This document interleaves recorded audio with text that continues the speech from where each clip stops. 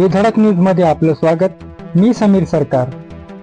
महाराष्ट्र राज्याच्या उपमुख्यमंत्री तथा बीड जिल्ह्याच्या पालकमंत्री नामदार सुनेत्राताई पवार यांच्या बाबतीत कथित आक्षेपार्ह वक्तव्य केल्याचा आरोप करत काँग्रेस पक्षाचा आणि हर्षवर्धन सपकाळ यांचा निषेध राष्ट्रवादी अजितदादा पवार पक्षाच्या वतीने करण्यात आला।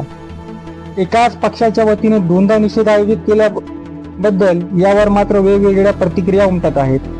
काल दिनांक 6 ऑगस्ट रोजी बीड शहरातील बशीरगंज भागामध्ये राष्ट्रवादी काँग्रेस पक्षाचे नेते शेख मुजीब यांच्यासह नगरसेवक सादिक जमा, नगरसेवक मोईन मास्टर, महेश धांडे, शेख बिलाल, जक्की सौदागर, बरकत पठाण, नजर चाचू, खयूम इनामदार यांच्यासह अनेक पदाधिकारी कार्यकर्त्यांच्या उपस्थितीमध्ये जोरदार घोषणाबाजी करत हर्षवर्धन सपकाळ यांच्या कथित वक्तव्याचा निषेध करण्यात आला। तर त्याच पक्षातील दुसऱ्या नगरसेवक तसेच कार्यकर्त्यांनी आज दिनांक 7 ऑगस्ट रोजी त्याच मुद्द्यावर सपकाळ यांचा निषेध व्यक्त करण्यासाठी शहरातील बशीरगंज भागात मोठी गर्दी करत जोरदार घोषणाबाजीसह हातात निषेधाचे फलक घेत सपकाळ यांच्या वक्तव्याचा निषेध करत खरपूस समाचार घेतला।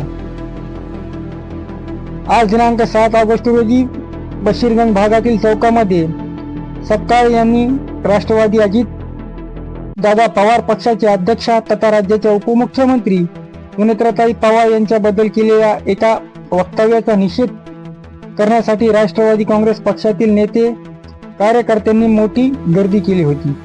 या विरोध प्रदर्शनाला उपनगराध्यक्ष विनोद मुळूक, गटनेते फारुख पटेल, नगरसेवक अमर नायकवाडे, नगरसेवक शेख खलील, भैया मोरे, रणजित बनसोडे यांच्यासह अनेक कार्यकर्ते आणि पदाधिकारी यांची उपस्थिती होती।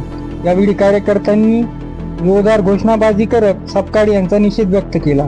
मात्र कालच एक निषेध प्रदर्शन पार पडल्यानंतर आज पुन्हा एकदा हा निषेध प्रदर्शन झाल्याने या दोन्ही निषेध प्रदर्शनाची तिसरीच चर्चा शहरात सुरू आहे।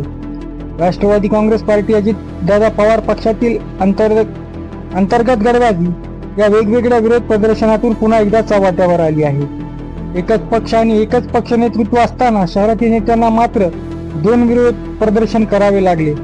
काल एका गटाने विरोध प्रदर्शन केल्यानंतर आज एका गटाने पुन्हा विरोध प्रदर्शन केले।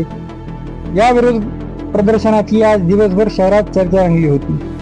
एकीकडे काँग्रेस आणि हर्षवर्धन सपकाळ यांच्या वक्तव्याचा निषेध व्यक्त करण्यासाठी आंदोलन करण्यात आले, मात्र यातून पक्षाचीच गटबाजी चर्चेचा विषय ठरली आहे। याबाबत आज दिवसभर शहरात मात्र जोरदार चर्चा सुरू होत्या। एकंदरीत या सर्व घटनाक्रमावर आपले काय मत आहे ते आम्हाला कॉमेंट मध्ये कळवा। बातमी आवडल्यास लाईक, शेअर आणि सबस्क्राईब करायला विसरू नका। धन्यवाद।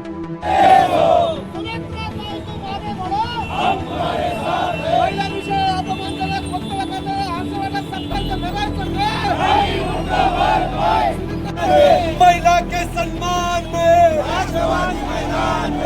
हर्षवर्धन सपकाळाचं करायचं काय?